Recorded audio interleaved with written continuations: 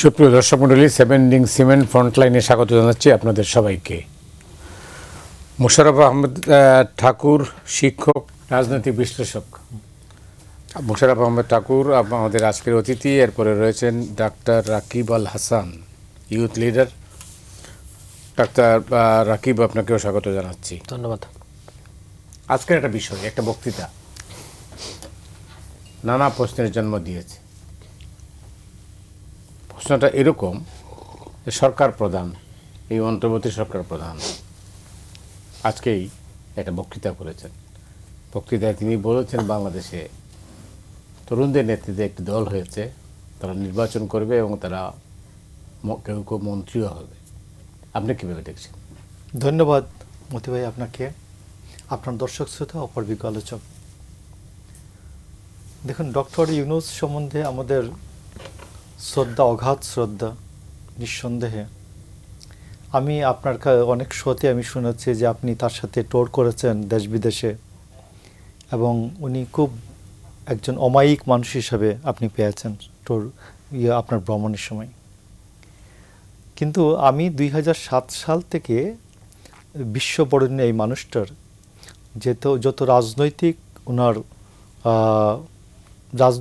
উনি যেভাবে চিন্তা করেছেন তা মিলে নেই বাংলাদেশে। উনি 2007-এ যেমন উনি একটা পার্টি করতে চাইলেন, নাগরিক শক্তি, ঠিক আছে, এবং 111-এ গভর্নমেন্টে যে আওয়ামী লীগকে আনার প্রশ্নে আপনার মনে আছে কিনা, চট্টগ্রামে ফখরুদ্দিন, মঈনুদ্দিন এবং ডক্টর ইউনূস তিনজন একটা পিকনিকও করেছিলেন ইলেকশনের আগে। আমরা এগুলোও ভুলে গিয়ে আমরা ডক্টর ইউনূসের উপর যখনই কোনো নির্যাতন করেছে আওয়ামী লীগ, আমরা এর বিরুদ্ধে বলেছি, ডক্টর ইউনূসের পক্ষাবলম্বন করেছে। তো উনি এইরকম যে ব্লান্ডার করবেন, যেমন ধরুন আপনি ছাত্রদের, আপনি 90-69, আমি দুটা আপনার তো হাত দেখা একেবারে, 69-এ যারা আন্দোলনের নেতৃত্বে ছিলেন, একেবারে শাহ মুয়াজ্জেম, 61, 62 আমাদের উবায়দুর রহমান, এরপরে ধরুন রাশেদ খান মেনন, মতিয়া চৌধুরী, সর্বশেষ তুফাইল আহমেদ, আসম আব্দুর রবেরা, এরা প্রায় বিগত 50 বছর, 69 থেকে প্রায় 50 বছর বা 40 ইয়ার্স তো প্লাস অবশ্যই, এরাই বাংলাদেশটা শাসন করেছেন। এবং বাংলাদেশের রাজনীতির নিয়ামক শক্তি, শাসন না করলেও রাজনীতির নিয়ামক শক্তি ছিলেন তারা। আমরা 90 সালেও যারা আছে আপনি দেখবেন যে এরাও এখনও রাজনীতি আছে, প্রায় তো 35 বছর হয়ে গেল। তো তারপরে দেখবেন আমার প্রত্যাশা ছিল যে এই যে 69 সাল, এই 24-এর যে রাজনৈতিক যে আমাদের জেনারেশনটা, এই জেনারেশনটা আগামী 40 বছর প্লাস বাংলাদেশের রাজনীতির নিয়ামক শক্তি হিসাবে থাকবে। এটা কিভাবে হতো? এদের প্রত্যেক পার্টির ডিসিপ্লিন থেকেই তো আসছিলেন, তাদের পার্টির ডিসিপ্লিনে ফেরত যাবেন। বাট ডক্টর ইউনূস তাদেরকে বললেন যে তাদেরকে একটা দল করতে হবে, এবং তিনি নিজে বলেছেন সাক্ষাৎকারে রয়টারের সাথে যে আমি তরুণদেরকে বলেছি যে তোমরা একটা রাজনৈতিক দল করো। ওরা বলেছে আমাদেরকে কে চিনে কে ভোট দেবে, আমি বলেছি তাদেরকে সবাই চিনে সবাই ভোট দেবে, এবং এনসিপি হলো। এনসিপি হওয়ার পরে এটাকে যে বিভিন্ন জেলায় পাঠানোর পরে আপনি এসপির বাসা, ডিসির বাসা, সার্কিট হাউস এবং এসপির অফিস, ডিসির অফিস, এই যে 5টা স্থাপনা তিনি ব্যবহার করতে দিয়ে এটাকে কিংস পার্টিতে রূপান্তর করলেন, এবং এটার ভবিষ্যৎ শেষ হয়ে গেল। এখন যদি আমি আজকের যে বক্তব্যটা, এটা অত্যন্ত অ্যালার্মিং আমি মনে করি। উনি যদি এইরকম বলে থাকেন যে কেউ এটা তাদের মধ্যে অনেকেই জিতে আসবে এবং তাদের কেউ মন্ত্রী হবে, নির্বাচনী আচরণবিধির সঙ্গে যে সংঘাত কিনা, একবারে নির্বাচনী আচরণবিধির সাথে স্পষ্ট সংঘাত। তিনি তত্ত্বাবধায়ক সরকার না হলেও তত্ত্বাবধায়ক সরকারের অনুরূপ, এবং এই যে লাস্টলি দুইজন ছাত্র নেতাকে যে ক্যাবিনেট থেকে তারা যে ছেড়ে আসলেন, এটাকে তত্ত্বাবধায়ক সরকার একটা ক্যারেক্টারে নেওয়ার জন্যই তো তারা এখান থেকে বেরিয়ে আসছেন। আমি তাদেরকে এর জন্য সাধুবাদ জানাই, তারা বেরিয়ে আসছেন। তো এরপরে ডক্টর ইউনূস নিজে এই ব্লান্ডারটা করবেন, নির্বাচনকে, তার এই বক্তব্যটা নির্বাচনকে প্রশ্নবিদ্ধ করবে। এবং আগামীকাল থেকে আমি জানি না যে কে কীভাবে রিয়েকশন দেবে। আমার রিয়েকশন হচ্ছে উনি নির্বাচনে একটা পক্ষ অবলম্বন করলেন এবং তরুণরা ডক্টর ইউনূসের এই সরকারের এই গত 16 মাসের যে কার্যক্রম যারা পছন্দ করে না, নিশ্চয়ই এরা সবাই তরুণদের বিপক্ষে দাঁড়াবেন। আমার এইটা। অনেক ধন্যবাদ ঠাকুর আপনাকে। এরা কি আপনি কি দেখছেন, আপনি কি মনে করেন যে উনি যথার্থই বলেছেন নাকি নির্বাচন প্রভাবিত হতে পারে তার বক্তব্যে? জি, আপনাকে ধন্যবাদ। আমার সহ-আলোচক এবং দর্শকদেরকে সালাম এবং শুভেচ্ছা জানাই। দেখুন, আমি তার আগে আরেকটু পিছন থেকে শুরু করি। ডক্টর ইউনূস কিছুদিন আগে বলেছিলেন যে নির্বাচন বানচাল করা ষড়যন্ত্র চলতেছে বা হতে পারে, এ ধরনের কথাবার্তা তিনি বলতেছেন। আমি জীবনানন্দ স্যার একটা কথাই বলি, জ্যোৎস্নায় তবু সে দেখিল কোন ভূত।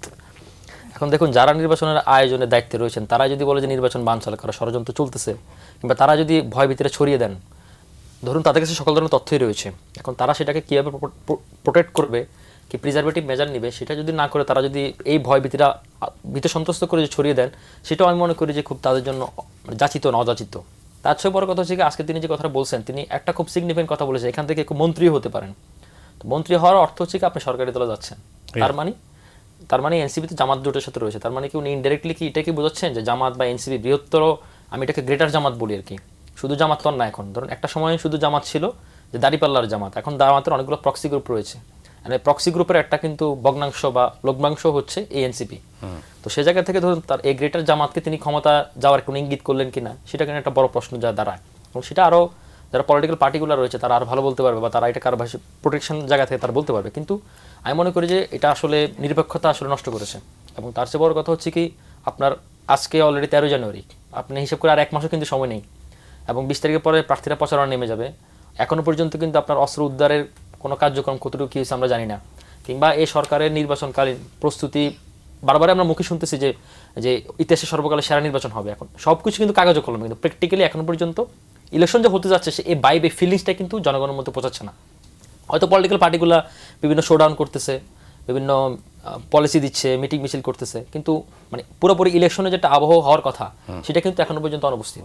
এবং এই মুহূর্তে যদি তিনি এসে যদি কথাগুলো বলেন তরুণদের মধ্যে কেউ এমপি হবে, কেউ মন্ত্রী হবে, কেউ জিতে আসতে পারে, তার মানে আমার কাছে মনে হচ্ছে ধরুন উনি একটা পক্ষ অবলম্বন করে ফেলেন। এবং এই পক্ষ যদি অবলম্বন করে ফেলেন, ঠাকুরবাবু যেটা বলছিলেন ওনাকে তো আসলে কেয়ারটেকারের একটা অনুরূপ এখানে স্থাপিত করেছে, যে যার কারণেই আমাদের মানে পুরাতন বন্দোবস্তের জায়গায় সেই কেয়ারটেকার ব্যবস্থা ফেরত আসলো, এবার কিন্তু সেটাকে অ্যাপ্লাই করা হচ্ছে না। কারণ এই অন্তর্বর্তীকালীন সরকারকে গণঅভ্যুত্থান পরবর্তী এটাকে কেয়ারটেকার রূপ দেওয়া হয়েছে, 2জন ছাত্র উপদেষ্টাকেও পদত্যাগ করে দেওয়া হয়েছে।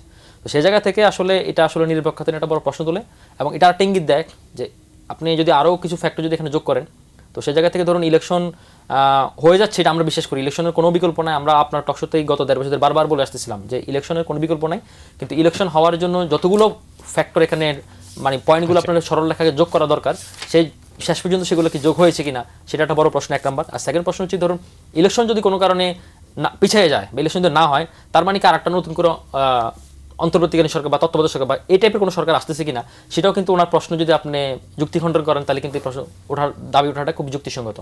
আর 3 নম্বর বিষয় হচ্ছে ধরুন এই মুহূর্তে উনি কিন্তু আসলে আমাদের যখন তফসিল ঘোষণা হয়ে যায়, তফসিল ঘোষণা হওয়ার পরে কিন্তু সংবিধানের 118 থেকে 121 এই বিধানগুলো অনুযায়ী কিন্তু সর্বোচ্চ পাওয়ার কিন্তু ইসি, তাই না? তো এখন সেই জায়গা থেকে ধরুন ওনার কাজ হচ্ছে কিন্তু একেবারে রুটিন কাজ, এখন কিন্তু রুটিনের বাইরে কিন্তু ওনার একটা কাজ করার কথা না। তো সেই জায়গা থেকে উনি এই ধরনের মন্তব্য আমি মনে করি যে এটা অযাচিত, এবং এটা যদি পরবর্তী সময় আমাদের সামনের দিনগুলো যদি সিনারিগুলো যদি সবকিছু না মেলে, তখন কিন্তু এটার কিন্তু একটা সুদূর প্রসারী প্রভাব কিন্তু থাকবে। তাহলে কি নিশ্চয়ই কোনো একটা উদ্দেশ্য নিয়ে তিনি বলছেন? আমি আপনাকে একটা ছোট্ট জিনিস বলি যে আপনি দেখবেন যে এনসিপির যে ছাত্র সংগঠনটা ছিল এটার নাম ছিল বাকসাস, বাংলাদেশ গণতান্ত্রিক ছাত্র সংসদ এরকম। তো বাকসাস এরা নতুন করে নাম পরিবর্তন করেছে ছাত্র শক্তি, তারপর এদের শ্রমিক সংগঠনের নাম করছে শ্রমিক শক্তি, আপনি দেখবেন যুব সংগঠনের নাম করছে যুব শক্তি।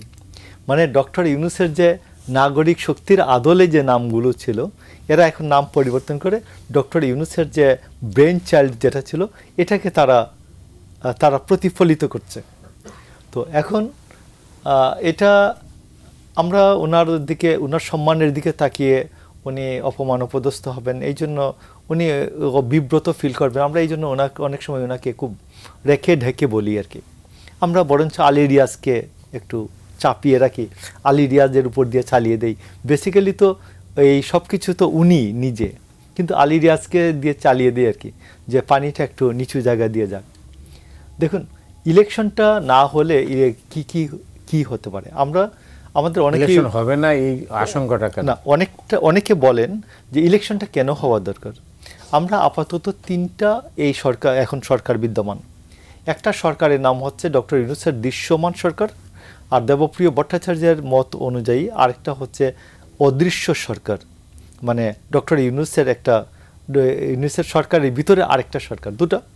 আরেকটা হচ্ছে যেখানে যার জোর সেখানে তার মুল্লুক, এই জোর যার মুল্লুক তার সরকার। এই তিনটা সরকার থেকে আমরা অন্তত মুক্তি পাওয়ার জন্য আমরা অবশ্যই একটা সরকারের অধীনে শাসিত হওয়ার জন্য নির্বাচনটা খুব হওয়া দরকার। আর কোনো কারণে নির্বাচনটা যদি না হয়, তাহলে সমূহ বিপদ, যেটা আমি আপনাকে বলছি, সমূহ বিপদ হবে। যেমন ধরুন, ওনার এই যে আপনি দেখেন একই দিনে কয়েকটা ঘটনা দেখবেন, এবং এইগুলি সরকারের আশকারা ছাড়া কখনো অবস্থা হতে পারে না। আপনি জানেন যে 12ই ডিসেম্বর হাদি গুলিবিদ্ধ হলেন। হাদি গুলিবিদ্ধ হওয়ার পর থেকে আমাদের বিভিন্ন টক শোতে আমাদের ছাত্রনেতারা বলতেছিলেন, হাদি ভাই যদি এবার মারা যায় তাহলে রুজ কিয়ামত ঘটাই দেব, হাসরের ময়দান ঘটাই দেব। তো এইখানে যে ঘটনাটি ঘটলো, আপনি দেখেন যে আমাদের ডেইলি স্টার, প্রথম আলো, উদীচি, ছায়ানট, এই যে এই ডেইলি স্টার, প্রথম আলোতে আগুনের কয়েক ঘন্টা আগে থেকেই তারা বলছিলেন, এবং এই ছাত্র সংগঠনের সাবেক উপদেষ্টারাও সেখানে বলতেছিলেন, উস্কানি দিচ্ছিলেন। পরে তারা এখান থেকে সরে আসছেন। তো আমার কথা হলো যে আমি জ্যোতি বসুর একটা বক্তব্যকে আমি খুব এখানে উল্লেখ করতে চাই। জ্যোতি বসুকে জিজ্ঞেস করা হয়েছিল যে পশ্চিমবাংলায় সাম্প্রদায়িক দাঙ্গা হয় না কেন? তো উনি বলছেন, আমি জ্যোতি বসুর সরকার চায় না এই জন্য সাম্প্রদায়িক দাঙ্গা হয় না। আমি বিশ্বাস করতে চাই যে এই যে উদীচি, ছায়ানট, প্রথম আলো, ডেইলি স্টার গুড়িয়ে দেওয়া হলো, পুড়িয়ে দেওয়া হলো, এটা কোনো অবস্থাতেই সরকারের যে ইন্ধন বলবো না, সরকারের ইশারা বা সরকারের কি বলা যায়, সরকারের ওভারলুক করা ছাড়া এটা তো হতে পারে না। আপনি দেখেন যে আমাদের সমাজ কিন্তু এত নির্মম না।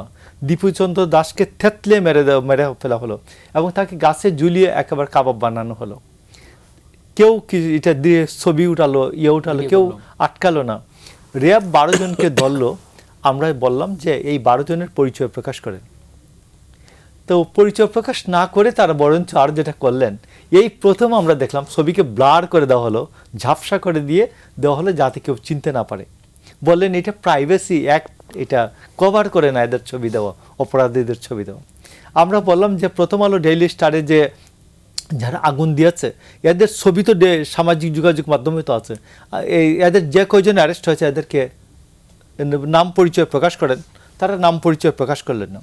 তো এতে আমার ধারণা হচ্ছে যে একটার পর একটা ঘটনা এবং আপনি দেখবেন যে পরের দিন যে 18 তারিখের পরের দিন আসলো লাশ, 20 তারিখে জানাজার সব পরে কয়েক হাজার লোক আমাদের পার্লামেন্ট ভবনের দিকে ছুটে যাচ্ছিল। আপনি দেখছেন ছবিটা একেবারেই।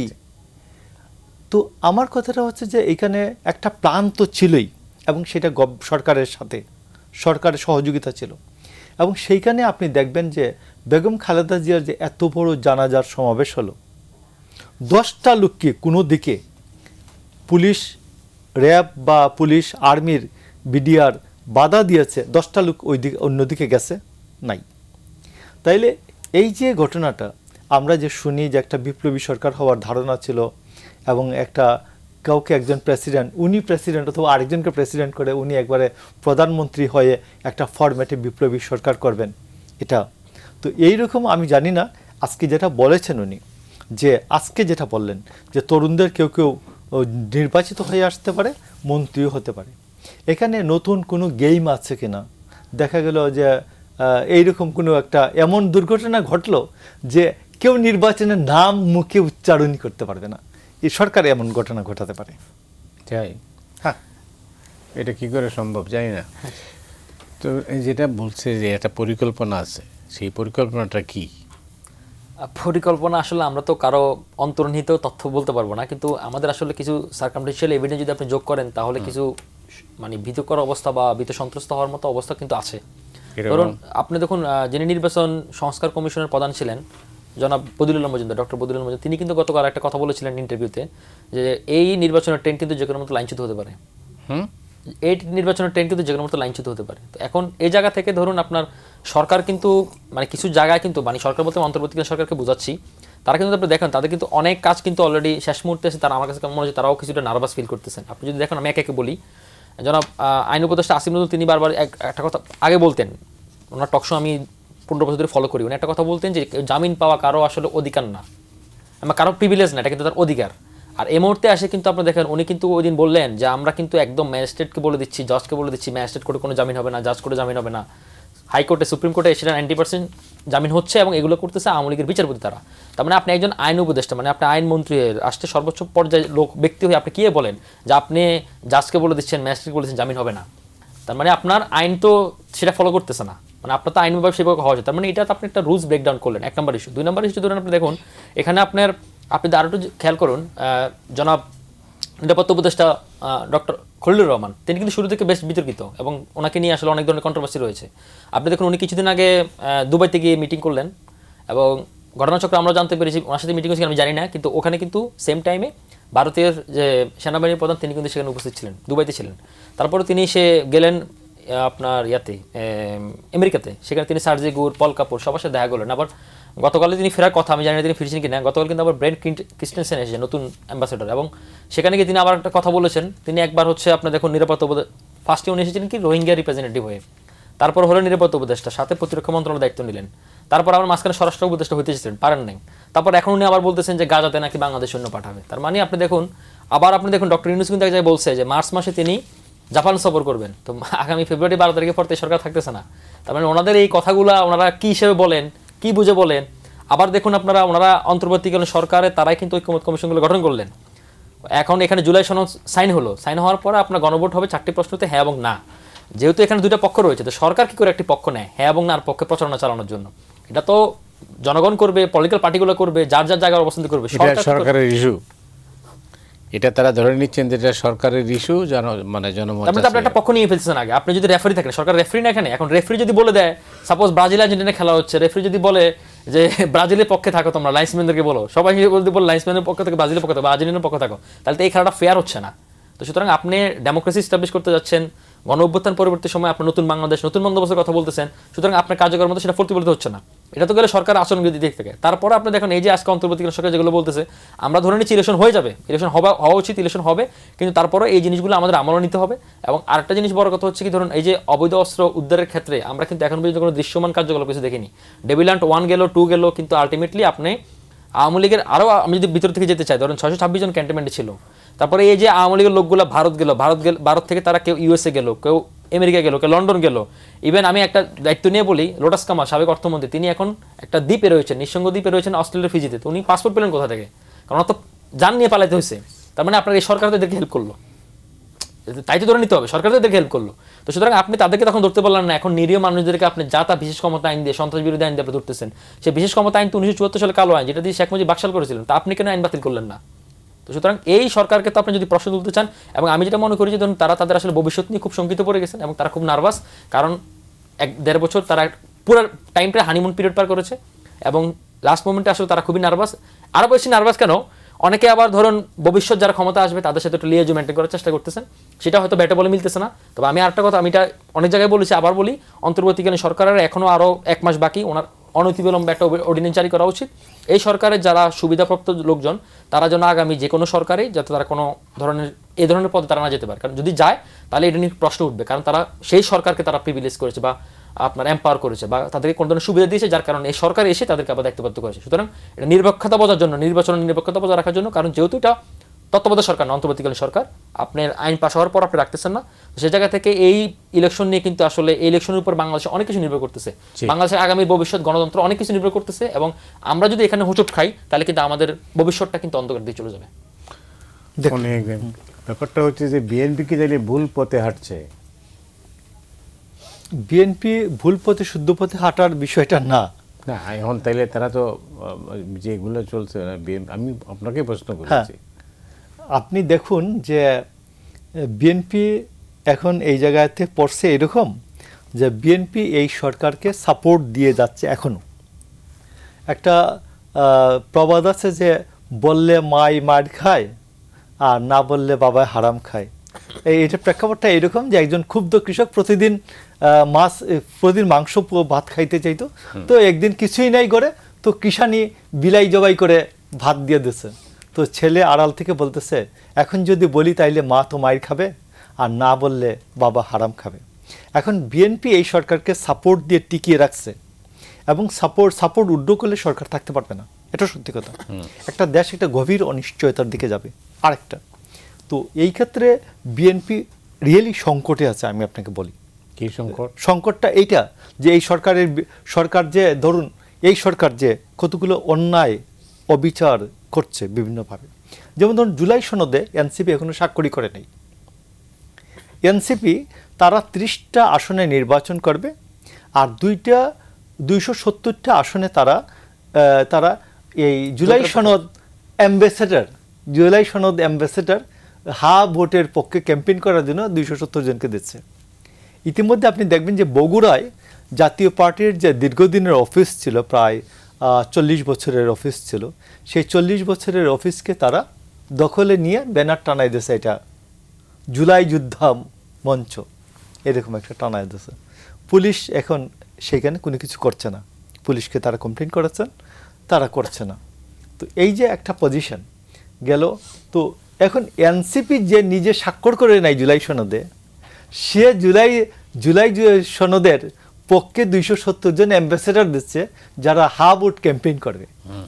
এরপরে আবার গভর্নমেন্ট হা ভোট ক্যাম্পেইন করছে, গভর্নমেন্ট হা ভোটের পক্ষে ক্যাম্পেইন করছে। তো এই জন্য আমি আপনাকে বলছি এখানে যে এই যে জটিল বিষয়টাকে, যে আমি যদি এখন টোটালটা গভর্নমেন্টকে যদি আমি একেবারেই ডিজোন করি, গভর্নমেন্টকে যে ডিজোন করে যদি বলি যে এই কাজগুলি, আমি বলছি এটা হয়তো আমার পার্সোনাল দায়িত্বে বলছি, বাট পার্টিতে এখনও এই বিষয়ে কোনো সিদ্ধান্ত নেয় নাই, সিদ্ধান্তের কথা বলে নাই। কিন্তু আমি মনে করি যে এই অবস্থাটায় এই অর্ধেক খুশি রাখা, অর্ধেক ভিতরে চাপা ক্ষোভ, এটা দিয়া সময়টা পার করা যাবে না। এটা স্পষ্ট করতে হবে বিএনপিকে, এবং এই সরকারের সাথে তার যে রিলেশনটা, এটা স্পষ্ট করে না ফেললে ইলেকশন একটা বড় বিপদ হয়ে যেতে পারে। বিপদ হতে পারে। রাকিব, আমি যেটা প্রসঙ্গটা বলি, হ্যাঁ, অন্য প্রসঙ্গ যেটা ঠিক হচ্ছে, আপনি জানেন বা লক্ষ্য করেছেন যে আল জাজিরা একটা রিপোর্ট করেছে, আপনি জানেন সৌদি আরব এবং পাকিস্তানের মধ্যে যে সামরিক জোট হচ্ছে, সেই জোটে যোগ দিতে যাচ্ছে বাংলাদেশ। এখন অন্তর্বর্তী সরকার তারা এইভাবে সিদ্ধান্ত নিচ্ছেন, যেটা আপনি একটু আগে ইঙ্গিত করলেন, মার্চে কিভাবে জাপানে যান, এটা তো অদ্ভুত ব্যাপার। আমি এই কারণে বললাম, আপনি আমাকে আগের রাউন্ডে যে প্রশ্নটা করেছিলেন যে নির্বাচন হবে কিনা অনিশ্চয়তা, এখন সেটা হবে কি হবে না বা তার অন্তর্নিহিত কি কথা, সেটা তো আমরা আগে থেকে বলতে পারি না, কিন্তু সরকারের এই আচরণগুলো কিন্তু প্রশ্নবিদ্ধ। আর একটা কথা, আমি ওই সরকার কেন হ্যাঁ ভোটের পক্ষে প্রচারণা চালাচ্ছে, কারণ আপনি যখন ভীত সন্ত্রস্ত হবেন, নিজে পার্সোনালি কনফিডেন্স থাকবে না, তখন আপনি এটা বেশি করে বলবেন। আমার ধারণা যে সরকার নিজেই এটা শঙ্কার মধ্যে পড়ে গেছে যে গণভোটে হ্যাঁ যযুক্ত না হতে পারে, না যযুক্ত হতে পারে। যদি হ্যাঁ যযুক্ত না হয়, সেক্ষেত্রে এই সংস্কার কমিশনের যে সংস্কারগুলো করতে পরবর্তী সরকার বাধ্য না, আইনগত বাধ্য না। এবং তার চেয়ে বড় কথা হচ্ছে যে আইনগত বাধ্য হচ্ছে, বড় কথা হচ্ছে তখন ডাবল প্রশ্ন উঠবে যে এই সরকার যে 1.5 বছরে এই কালক্ষেপণ করছে, এগুলো রাষ্ট্রের টাকা খরচ করে, রাষ্ট্রের অর্থ খরচ করে, রাষ্ট্রের রিজার্ভ খরচ করে, তাহলে কার উদ্দেশ্যে করলো, কার জন্য করলো? 1 নম্বর ইস্যু। 2 নম্বর ইস্যু হচ্ছে কি, সরকারের মধ্যে আরেকটা ভীত সন্ত্রস্ত অবস্থা রয়েছে, যদি না ভোট হয় তাহলে কিন্তু এই 1.5 বছরে সরকারকে আপনি কিসের ভিত্তিতে বৈধতা দিবেন? তখন এই বৈধতা যদি আপনি না দিতে পারেন, তাহলে এই অন্তর্বর্তীকালীন সরকারে যারা টিমে পার্টিসিপেট করেছে তাদের প্রত্যেকের লাইফ রিস্কে পড়ে যাবে এবং প্রত্যেকে আইনের মার পাশে তখন ফেসে যাবে। এই কারণে আমার মনে হয় যে সরকার নিজে নার্ভাস থাকার কারণে এটাকে প্রচারণা করতেছে। গেল 1 নম্বর প্রশ্ন। সেকেন্ড প্রশ্ন, যে আপনি যে প্রশ্ন করলেন যে বাংলাদেশ সৌদি জোটে যাচ্ছে নাকি পাকিস্তানে যাচ্ছে নাকি টার্কি জোটে যাচ্ছে, তার চেয়ে বড় কথা হচ্ছে কি এই সরকারের সে রাইটসটা আছে কিনা।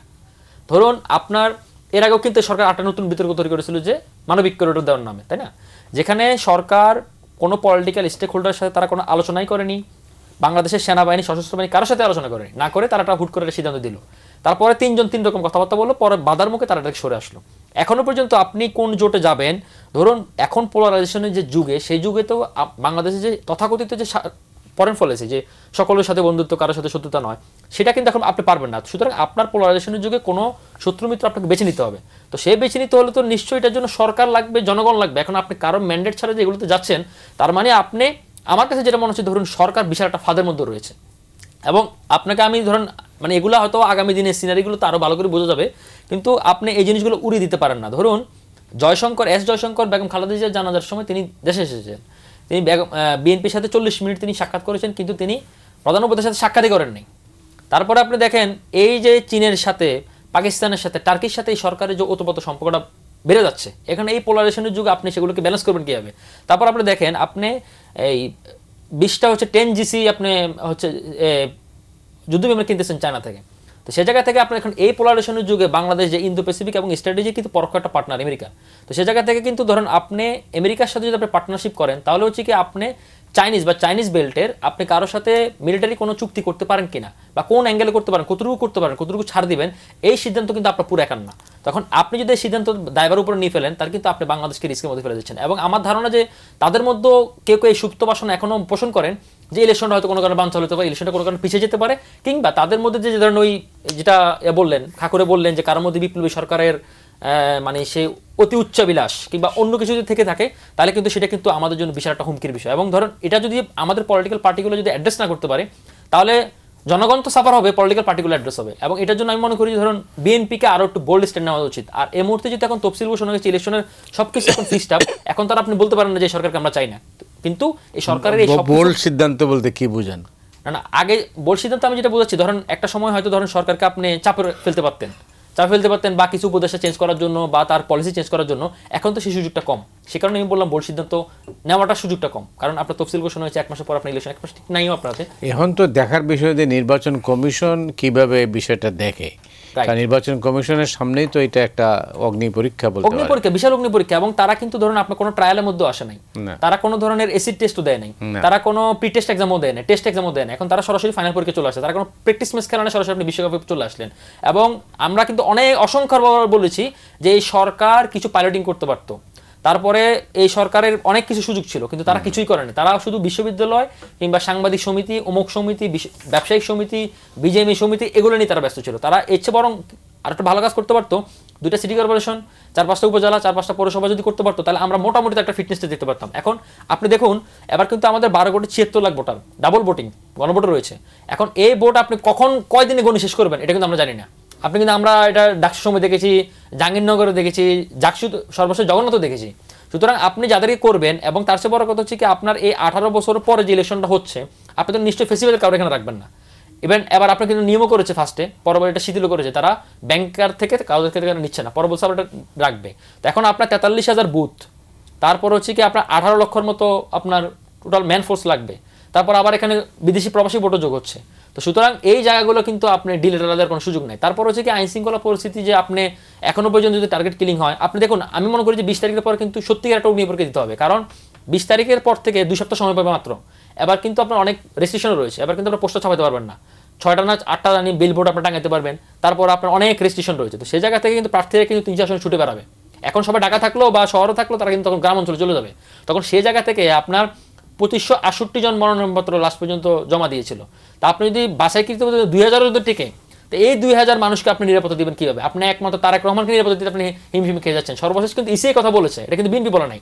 ইসি অনুরোধ করেছে তারেক রহমান যেন উত্তরাঞ্চলে সফরে না যায়। সুতরাং মানে ইসি কিসের ভিত্তিতে এটা করলো এটা কিন্তু প্রকাশ করে নাই, মানে কোথাও না নিরাপত্তা ঘাটতি থাকতে পারে, কিসের কারণে করতে পারে সেটা কিন্তু ধোঁয়াশা করে না। এবং আমি মনে করি যে এগুলো করে বরং জনাব তারেক রহমানকে বাবলার মধ্যে ঢুকে ফেলতেছেন, এবং এটার জন্য আরো অন্যান্য উদ্দেশ্য রয়েছে, যেটাকে আমি বলি এই সরকারের প্রধান উপদেষ্টা যেটা বলেছে সেটা যদি আপনি যোগ করেন, তাহলে কিন্তু খেলা অন্যদিকে ঘুরে যাচ্ছে। খেলা ঘুরে যাচ্ছে। শুনবো আমাদের তৃতীয় পর্বে। আপনারা যেহেতু বিরতির সময় হয়েছে, রাকিব আপনাকে অনেক ধন্যবাদ, আর ঠাকুর আপনাকেও ধন্যবাদ। আমরা বিরতিতে যাচ্ছি, ফিরছি খুব তাড়াতাড়ি, আমাদের সঙ্গেই থাকুন।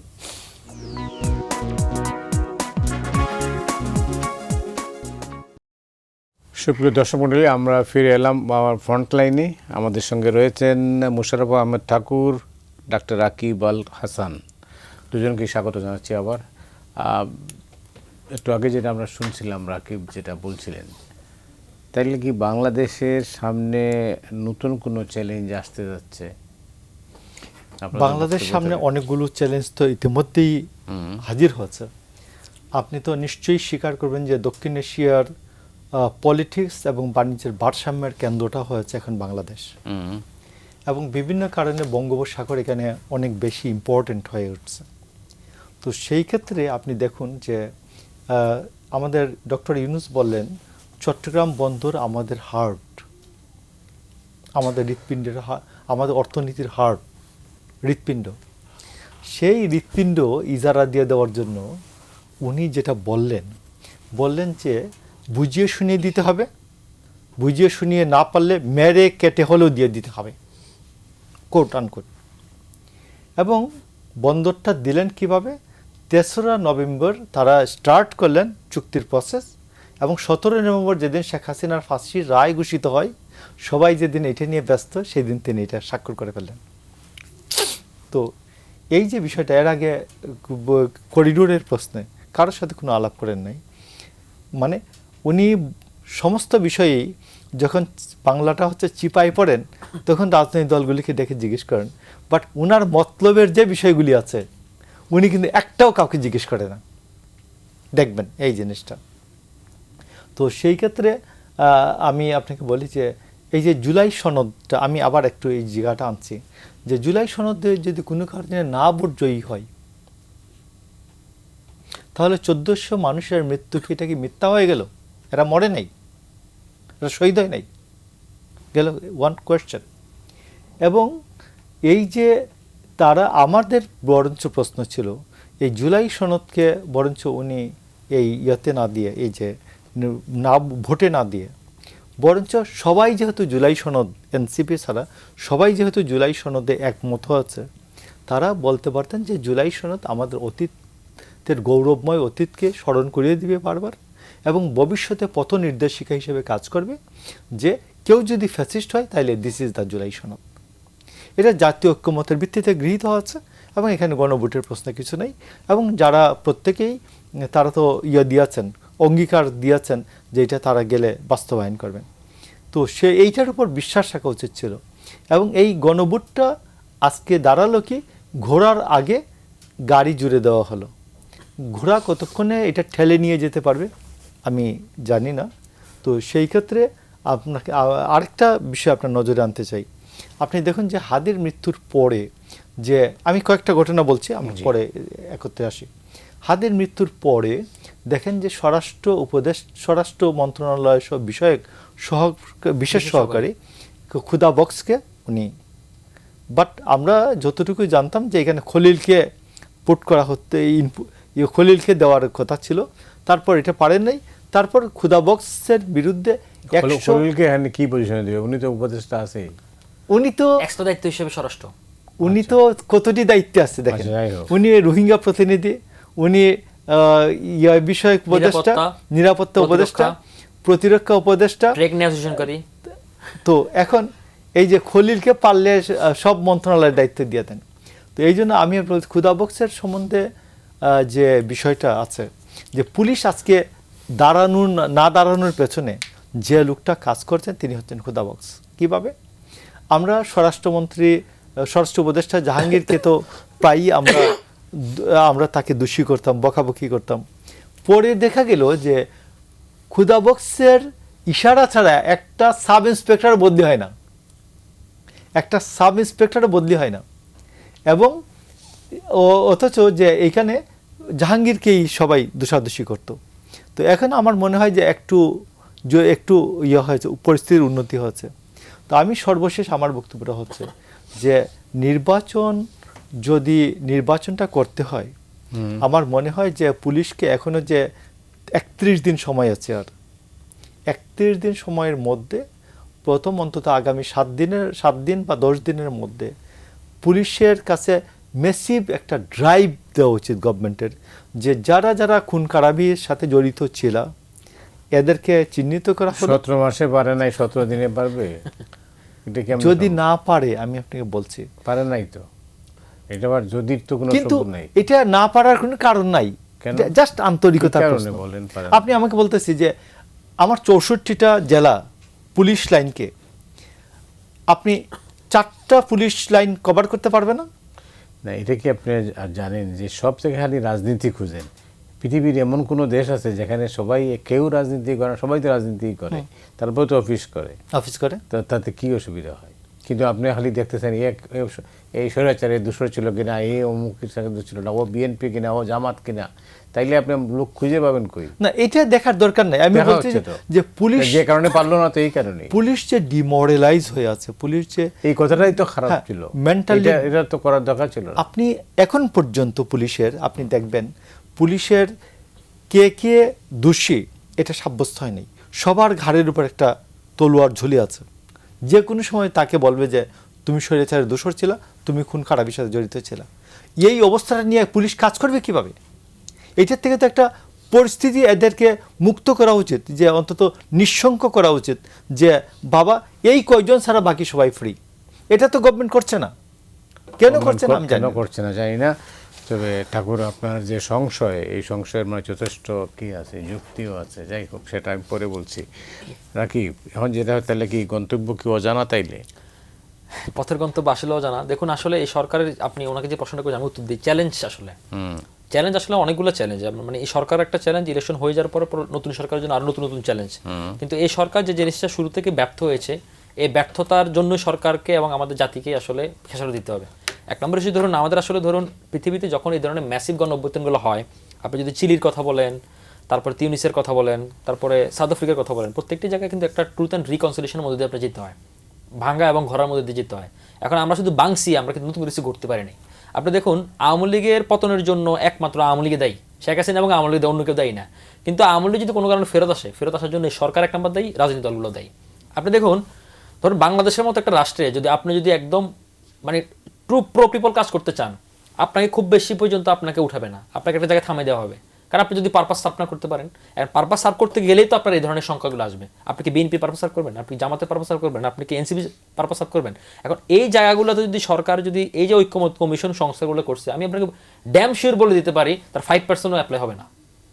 তারপর আপনি দেখেন, এই যে কারণ হচ্ছে কি, ধরুন এই জাতিকে, এই মানে একটা ভঙ্গুর রাষ্ট্রকে, ভঙ্গুর স্টেটকে আপনি এই জায়গা থেকে রাতারাতি ইউরোপ মডেল বানাই ফেলবেন, এটা এত সহজ জিনিস না, এটা খুব টাফ একটা জব। কিন্তু এই জায়গা থেকে ধরুন আপনার আওয়ামী লীগকে আপনি শুরু থেকে রিকনসিলিয়েশন করতে পারেন নাই, এই জনগোষ্ঠীকে রিকনসিল করতে পারেন নাই, আপনি না করে আপনি করছেন কি মফকে উস করে দিচ্ছেন, জায়গায় জায়গায় আপনি মফ করে দিচ্ছেন। আপনি উনি যে কথা বললো প্রথম আলো ডেলি স্টার কথা, ধরুন প্রথম আলো ডেলি স্টার থেকে জাঙ্গের গেটে যদি আপনার টান দেয় 5 মিনিট লাগবে সেনাবাহিনী আসতে, তার মানে ঘন্টার পর ঘন্টা বাংলো, ওটা আগুন দিল, আপনার কেউ নাই, যখন বাংলা শেষ তখন এসে হাজির।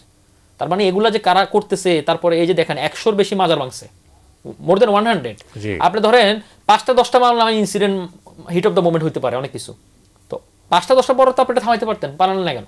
আপনি দেখেন এই সরকারের আমলে দীপু দাসকে বাংলাদেশের মানুষটা এত ব্রুটাল না, আপনি মায়েরা পুরাইয়া আপনি ঝুলাইছেন, আবার দেখেন কবর থেকে উঠাইয়া আপনি এক বাউলের, তারপরে বাউলদের হামলা, মানে যাতা অবস্থা করে ফেলছে। এখন এই জায়গা থেকে আপনি এটাকে, আর হাতে সময় খুবই অল্প, এবং এই স্বল্প সময়ের মধ্যে আমি মনে করি না যে সরকার তার ফিটনেসটা উতরাতে পারবে, এবং আমি মনে করি যে 20 তারিখের পরে নতুন অন্য কিছু আসতে পারে। এবং যেহেতু আপনি এই জায়গাগুলো ক্লিয়ার আউট করতে পারেন নাই, 20 তারিখ কেন?